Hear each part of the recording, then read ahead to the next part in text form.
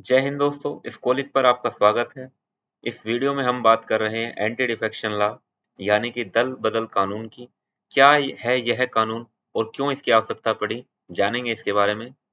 सबसे पहले defection word को हम डिफाइन करते हैं। डिफेक्शन कब माना जाता है? डिफेक्शन तब माना जाता है जब कोई चुना हुआ पार्टी का नेता यानी कि कोई सांसद या कोई एमएलए अपनी पार्टी को छोड़कर दूसरी पार्टी को ज्वाइन कर ले बिना पार्टी को बताए, या अपने पार्टी के आदेश को ना माने, तब उसको माना जाता है कि वह डिफेक्ट कर रहा है, वह पार्टी के गाइडलाइंस पर नहीं चल रहा है। तो this is the defection in anti defection law. और कब यह कानून लाया गया? यह कानून लाया गया इन 1985, 52nd कॉन्स्टिट्यूशनल अमेंडमेंट। उस टाइम हमारे प्रधानमंत्री मिस्टर राजीव गांधी जी के द्वारा और एक नई अनुसूची का हमारे संविधान के अंदर प्रावधान किया गया, जिसको हम 10वीं अनुसूची के नाम से जानते हैं, 10th शेड्यूल। 52वीं कॉन्स्टिट्यूशनल अमेंडमेंट के जरिए 1985 में राजीव गांधी जी के द्वारा डाला गया। इंदिरा गांधी जी की हत्या के बाद 1985 में तुरंत राजीव गांधी जी को 1984 में जब उनकी हत्या हो गई तो उनको राजीव गांधी जी को प्रधानमंत्री बनाया गया, और उनको तब 1985 में ऐसा फील हुआ कि इस कानून की सख्त आवश्यकता है। क्या इस कानून की आवश्यकताएं थी और क्यों इसको लाए? तो सबसे पहले एक बड़ा फेमस जो वाक्य है, आया राम गया राम का जो फ्रेज है, उसको हम जान लेते हैं। गयालाल जी जो हरियाणा के एक एमएलए थे, इन 1967 उन्होंने क्या किया कि वो कांग्रेस से चुनकर एमएलए आए थे और वो अपनी पार्टी को छोड़कर यूनाइटेड फ्रंट में शामिल हो गए, और उसी दिन कुछ घंटे बाद वो फिर से कांग्रेस में आ गए, और कांग्रेस से फिर से वो अपनी पार्टी को छोड़कर यूनाइटेड फ्रंट के अंदर चले गए। तो इस वाक्य के कारण आया राम गया राम का फ्रेज बहुत ही फेमस हुआ। हरियाणा के जो एक कांग्रेस के दिग्गज नेता राव वीरेंद्र सिंह जी ने चंडीगढ़ के अंदर उस टाइम प्रेस कॉन्फ्रेंस की, और उन्होंने कहा था कि गया राम जो है अब वो आया राम हो चुका है, वो वापस आ चुका है। परंतु इस प्रेस कॉन्फ्रेंस के 9 घंटे के अंदर ही वो कांग्रेस को छोड़कर फिर से यूनाइटेड फ्रंट के अंदर चले गए थे। इस वाक्य के कारण बहुत सी की पुस्तकों के अंदर आपने यह पढ़ा होगा, आया राम गया राम का जो कंसेप्ट है। तो क्यों इस कानून की आवश्यकता पड़ी? सबसे पहले जो हॉर्स ट्रेडिंग होती है, पॉलिटिकल करप्शन होता है, उसको रोकने के लिए, और इस सारी जो स्थिति को क्रिएट करने से बचाया जा सके, इस कानून को लाया गया। वाई वी चवन साहब जो उस टाइम के होम मिनिस्टर थे, उन्होंने एग्जामाइन किया 1969 में, और उन्होंने बताया कि जो उनकी जो कमेटी थी, उस कमेटी ने बताया है कि 210 जो लेजिस्लेटर हैं जिन्होंने डिफेक्ट किया, लगभग उनमें से 116 को दूसरी पार्टी ज्वाइन करने पर और वहां पर सरकार बनने पर मिनिस्टर पद यानी कि मंत्री पद दे दिया गया। इसके जो नुकसान है वो क्या है? सबसे बड़ा जो नुकसान है वो है कि जो वोटर्स हैं जिन्होंने अपना मैंडेट किसी पार्टी को या किसी पार्टी के मैनिफेस्टो को, घोषणा पत्र के आधार पर किसी पार्टी में अपना विश्वास जताया था, उन्होंने उस वोटर्स के मैंडेट को धोखा दिया है, उन वोटर्स को साफ साफ धोखा दे दिया। दूसरा, डिफेक्शन जो है वो अफेक्ट करता है पॉलिटिकल स्टेबिलिटी को।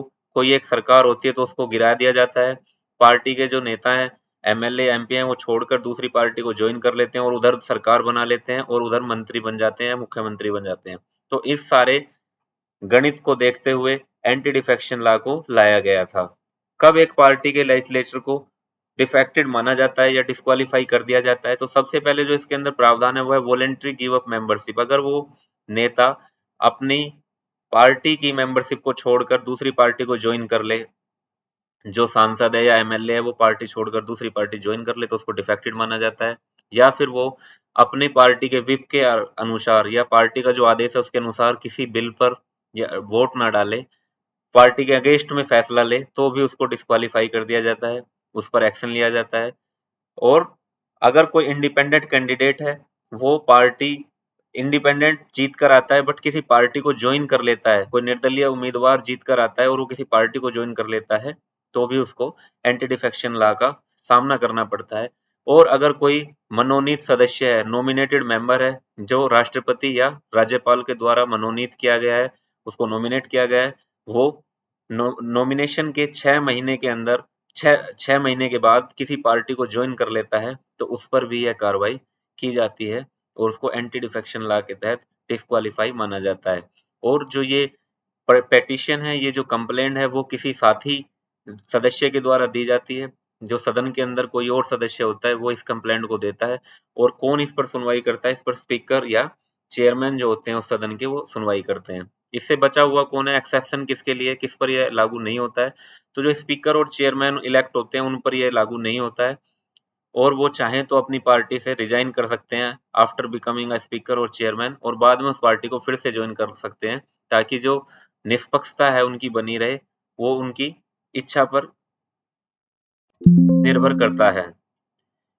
और अगर कोई पार्टी के अंदर जो नेता हैं वो लगभग 2/3 बहुमत से उस पार्टी को छोड़ें और दूसरी पार्टी को ज्वाइन करें, यानी कि 2/3 मैंडेट जो है वो उस पार्टी का टूट कर दूसरी पार्टी में ज्वाइन करें, तब उस पर वो एंटी डिफेक्शन लॉ लागू नहीं होगा। फॉर एग्जाम्पल, अगर किसी पार्टी के अंदर 55 एमएलए हैं या एमपी हैं, किसी विधानसभा में या संसद में किसी पार्टी के 55 सदस्य हैं, और उसका जो 2/3 होगा वो होगा लगभग 36.6 के आसपास, यानी कि कम से कम जब तक 37 सदस्य उस पार्टी को छोड़कर जाने के लिए राजी नहीं होंगे, तब तक वह पार्टी के एमएलए या सांसद पार्टी नहीं छोड़ सकते और दूसरी पार्टी ज्वाइन नहीं कर सकते, क्योंकि उन पर एंटी डिफेक्शन लॉ कानून के तहत कार्रवाई की जाएगी और उनको सबको निलंबित कर दिया जाएगा। उनको अपने पद से हाथ धोना पड़ेगा, उनको फिर से चुनाव लड़ना पड़ेगा। यह पहले जो था, यह प्रावधान 1/3 बहुमत का था, 1/3 का था,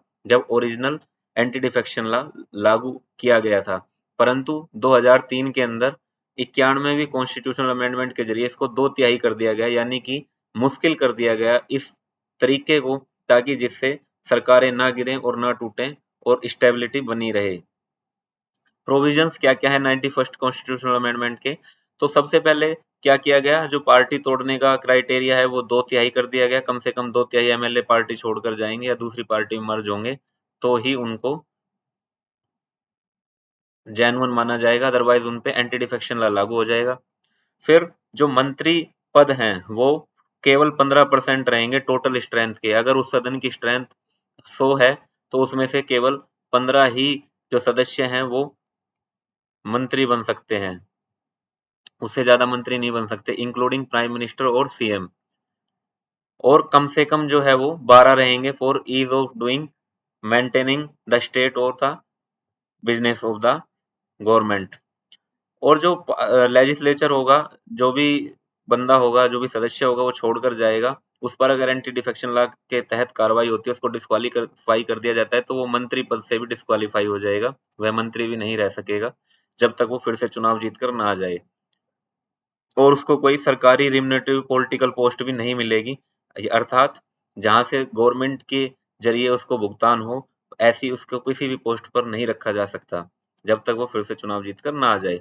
और जो ये प्रोविजन, जो ये कॉन्स्टिट्यूशनल अमेंडमेंट की गई थी, इसके अंदर जो पहले 1/3 बहुमत का प्रोविजन था उसको हटाकर 2/3 कर दिया गया, जैसा कि अभी हमने पढ़ा था।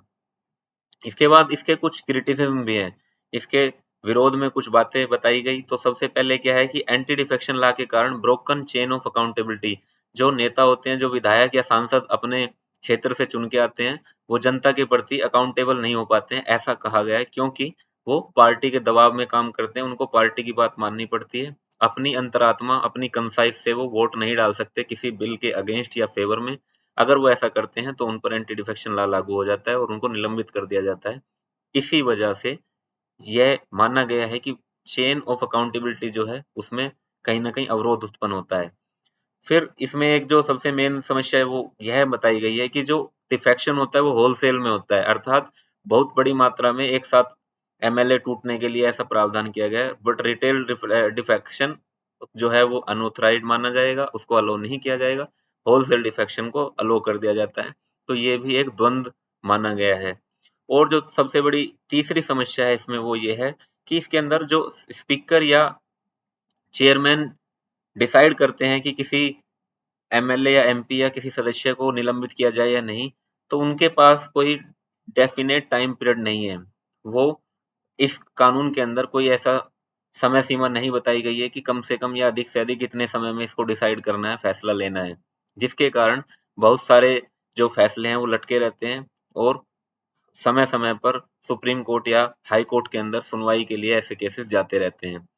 जो सजेशंस आए इसमें कुछ तो इलेक्शन कमीशन ने कहा है कि इसके अंदर किसको निलंबित किया जाना चाहिए, किसको नहीं, किस पर डिफेक्शन लागू होगा, उसकी जो डिसाइडिंग अथॉरिटी है वो हमें बनाया जाना चाहिए, इलेक्शन कमीशन के हाथ में पावर होनी चाहिए। कुछ लोगों ने या कुछ एजेंसीज ने ये भी सुझाव दिया कि प्रेसिडेंट और गवर्नर को इसका पेटिशन का सुनवाई करने का अधिकार होना चाहिए, या फिर सुप्रीम कोर्ट ने कहा कि ऐसा कर दिया जाए, पार्लियामेंट एक ट्रिब्यूनल बनाए जो इंडिपेंडेंट हो और उसके जो अध्यक्ष हों वो रिटायर्ड जज हों, वो डिसाइड करें कि किस पर यह फैसला लागू होगा, किस पर नहीं होगा। ऐसा कुछ सजेशंस आए हैं, परंतु अभी इस दिशा में कोई काम नहीं किया गया है। और जो सत्र के सदस्य के ऊपर जो स्पीकर होते हैं या चेयरमैन होते हैं सदन के अंदर, वही अभी तक इसका निपटारा करते हैं, वही अभी तक फैसला लेते हैं।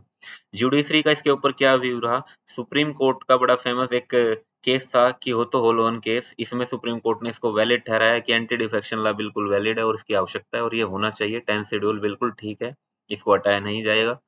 फिर सुप्रीम कोर्ट ने कहा कि इस जो स्पीकर या चेयरमैन फैसला लेते हैं किसी को डिस्क्वालीफाई करने या ना करने का, उसका हम जुडिशियल रिव्यू कर सकते हैं कि क्या वह निष्पक्ष फैसला लिया गया था या नहीं, या वह किसी दबाव में या किसी भ्रष्टाचार या किसी लालच के लिए लिया गया था। और जो रीजनेबल टाइम पीरियड है उसको सुप्रीम कोर्ट ने कहा है कि कम से कम समय में इसको जल्दी से जल्दी इस पर फैसला लिया जाना चाहिए और लगभग 3 महीने के अंदर कोई भी ऐसी केस आता है तो उसको निपटा देना चाहिए। कम से कम समय के अंदर उसका निपटारा होना चाहिए, ऐसा सुप्रीम कोर्ट ने कहा था। और दूसरे देशों के अंदर इस तरह के मामलों को कैसे संभाला जाता है? तो यूएस, यूके और कनाडा जो हमसे मैच्योर डेमोक्रेसीज हैं, उनके अंदर ऐसा कोई कानून नहीं है। अगर वहाँ पे कोई ऐसा पार्टी का सदस्य ऐसा काम करता है तो उसको डायरेक्ट पार्टी से निकाल दिया जाता है। और उनके यहाँ पर ऐसी कोई एंटी डिफेक्शन लॉ नाम की चीज नहीं है। जबकि कुछ अदर कंट्रीज हैं जैसे कि 40 कंट्रीज के अंदर इस तरह का कानून है, परंतु उन 40 कंट्रीज में से केवल 6 देशों में डिफेक्शन का जो कानून है उसके अंदर डिस्क्वालिफिकेशन की जो कंडीशन है वो लागू होती है। केवल 6 देशों में ही डिस्क्वालीफाई किया जाता है। अदर कंट्रीज में उसको पार्टी से निकाल देते हैं या उसकी सदस्यता खत्म कर देते हैं पार्टी की। और ये जो 6 कंट्रीज हैं वो है India, Pakistan, Bangladesh, Guyana, Syria Leone और जिम्बाब्वे। इन 6 देशों के अंदर ही केवल अभी निलंबित करने का जो प्रावधान है वो लागू है। तो आशा करता हूँ आपको ये अच्छे से समझ में आया होगा। अगर कोई समस्या है तो आप मेरे को कमेंट बॉक्स में कमेंट डाल सकते हैं। Thank you for watching this. Don't forget to like, share and subscribe. जय हिंद।